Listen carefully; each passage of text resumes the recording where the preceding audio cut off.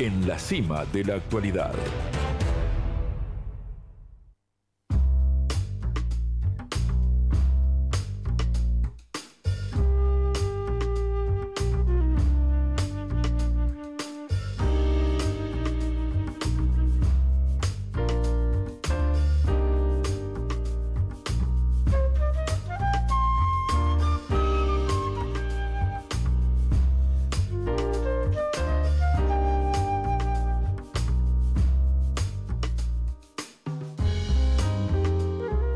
Seguimos en Séptimo Piso y ya le damos la bienvenida a Alejandro Laurnagaray. Él es licenciado en Relaciones Internacionales y profesor de Estrategia. ¿Cómo estás, Alejandro?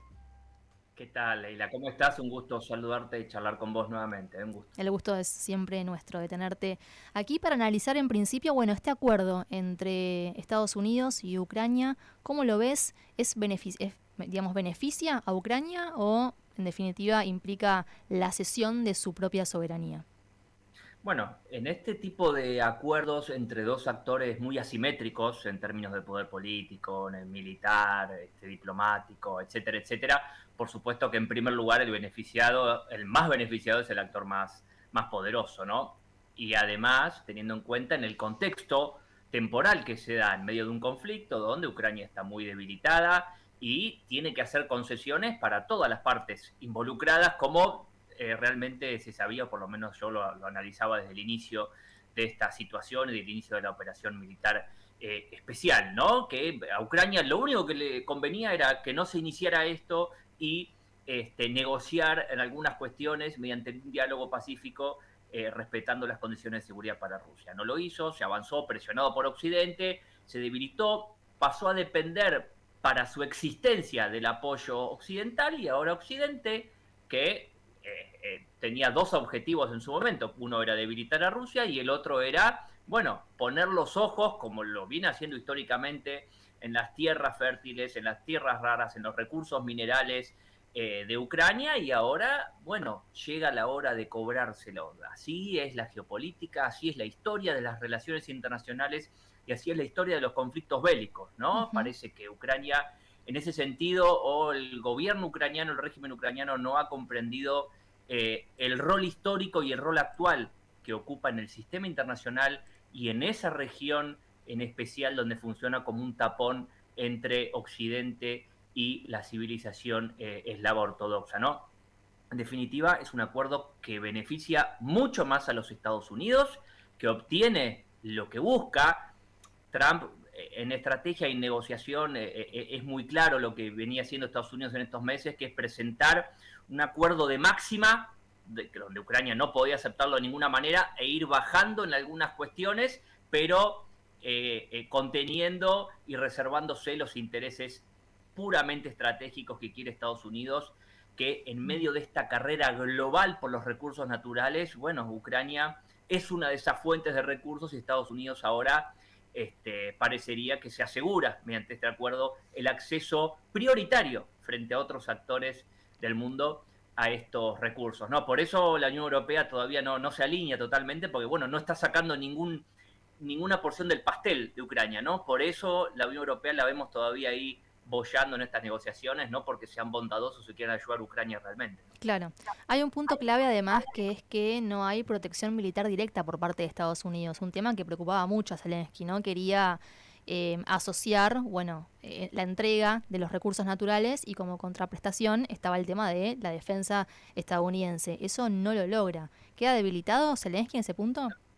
Es que Zelensky ya está extremadamente debilitado. La verdad que no sé todavía cómo Occidente lo sigue sosteniendo en el poder, si es que podemos hablar que mantiene todavía poder, porque intenta por momentos, e incluso yo leí algunos medios ucranianos, declaraciones del ministro de Relaciones Exteriores y algunas declaraciones de Zelensky, que parecería que reclaman condiciones como si hubieran ganado el conflicto, ¿no? O sea, hay una actitud totalmente irracional acá de Ucrania como actor político y del régimen ucraniano, que piden incluso concesiones o posiciones de negociación como si hubieran ganado el conflicto, y están totalmente perdidos, derrotados en el terreno de batalla, y lo que tienen que hacer es buscar asegurar su supervivencia. Ni siquiera lo están haciendo, porque tendrían que aprovechar el momento donde los Estados Unidos, que está ahí al borde de retirarse, ¿no? Ya anunció de palabra, pero bueno, estamos en días de oleadas muy agitadas de declaraciones. Hay que ver cómo derivan todas estas negociaciones en estos días, que yo te digo, estamos a 2 o 3 decisiones de llegar a un alto al fuego negociado, o también a 2 o 3 pifiadas o errores de que se profundice la situación conflictiva. Estamos ahí, al borde, y yo creo que Ucrania tiene que aprovechar esta situación para buscar una retirada honorable y resguardar a su población y resguardar su interés nacional, pero está mirando otro capítulo de este conflicto Ucrania, y es un actor irracional y conflictivo en esta situación. En concreto, la negativa de incluir en este acuerdo condiciones de seguridad, bueno, tiene que ver también con las negociaciones que ha establecido con más seriedad Estados Unidos con Rusia, ¿no? Donde Estados Unidos, como actor racional y como potencia racional en este conflicto, acepta, considera ciertos reclamos esenciales y vitales que hace Rusia para poner fin a este conflicto, por lo menos un alto al fuego. Diferenciemos lo que es un alto al fuego y un proceso y un tratado de paz, ¿no?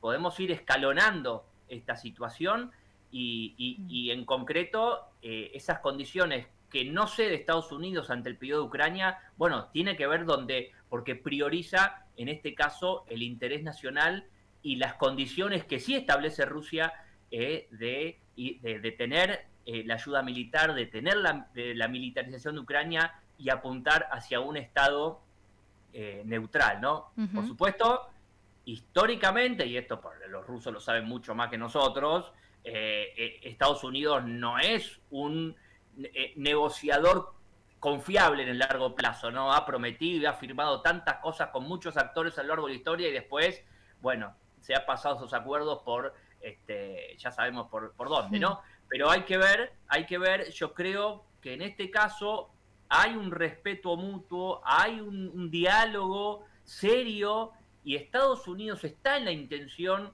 de hacer un reconocimiento concreto y real a las condiciones exigidas por Rusia y hay que ver hasta dónde.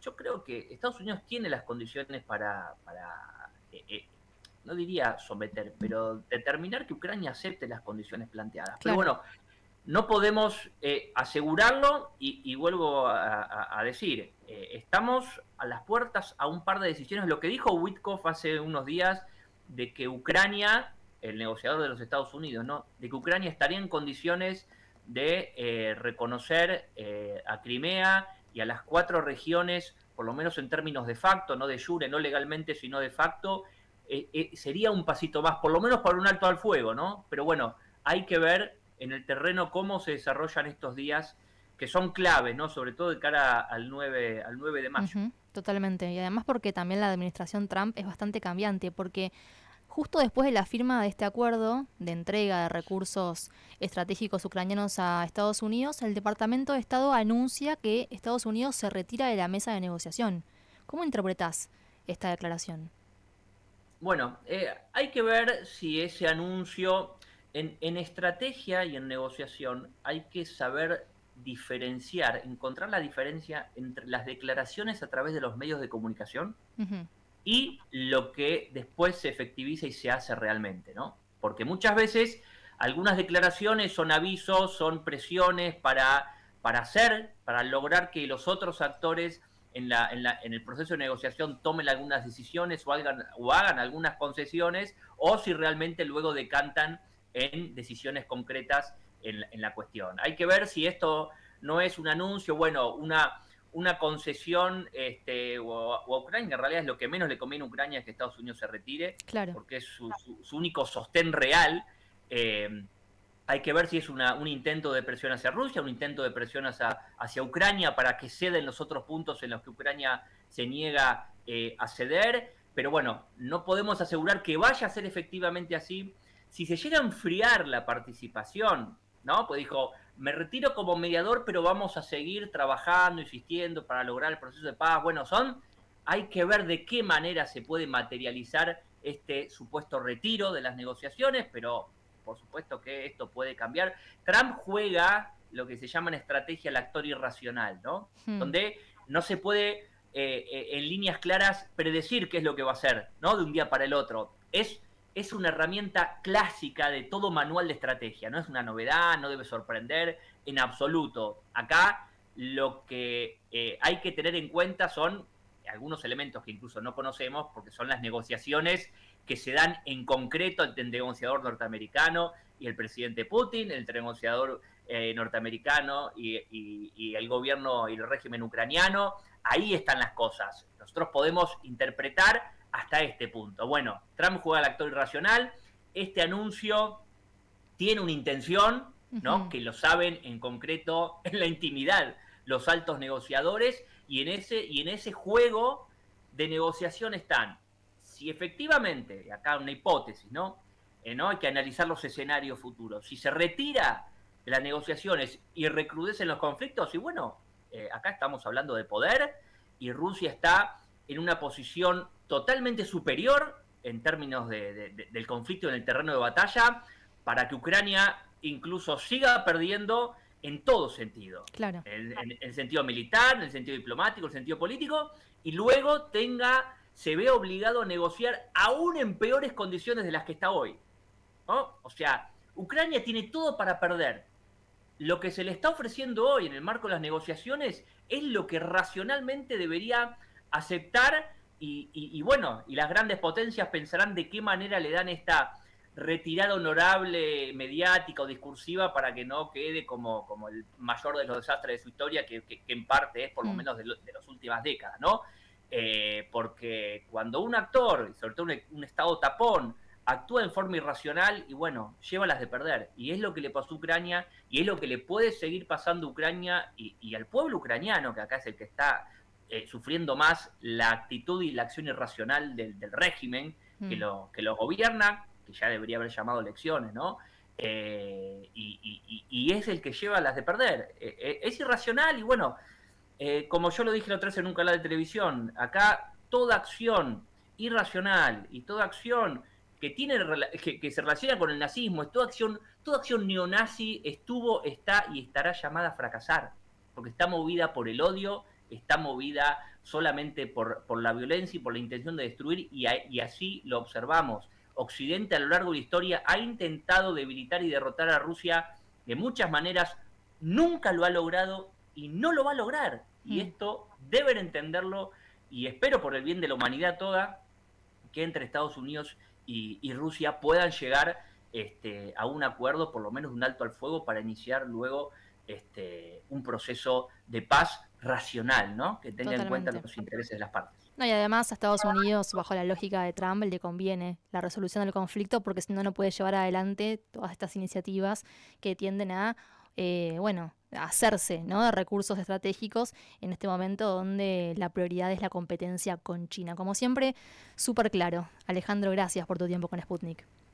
Por favor, un placer. Y claro, para cerrar esta idea, Estados Unidos, en su visión estratégica actual, necesita una buena relación con Rusia para que el equilibrio de poder termine siendo beneficioso para todas las potencias. Y eso es lo que está buscando. Por eso le convendría claramente a los Estados Unidos, porque ganaría equilibrando el poder con Rusia y China, y también ganarían recursos naturales. Y aquí son los ganadores de este conflicto son Rusia y Estados Unidos, ¿no? Y China también. Y ahí se va dibujando este nuevo sistema multipolar que ya está instalado en el mundo, ¿no?